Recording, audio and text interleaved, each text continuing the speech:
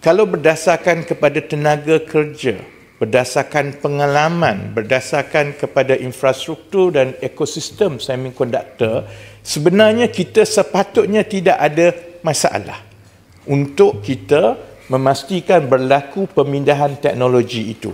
Cuma kita kena menukar pendekatan kita.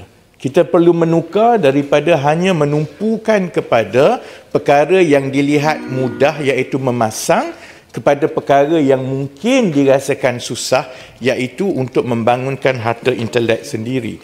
Sebab itu kerajaan mengambil pendekatan, kalau kita ingin melonjakkan dengan cepat secara organik untuk kita ada kepakaran itu, mungkin kita akan ambil masa yang panjang. Jadi dengan pendekatan kerjasama yang pertama berlaku di dunia ini di antara satu syarikat harta intelek terbesar dunia dengan sebuah negara, ini akan mempercepatkan keupayaan syarikat-syarikat tempatan kita untuk mula membangunkan harta intelek sendiri.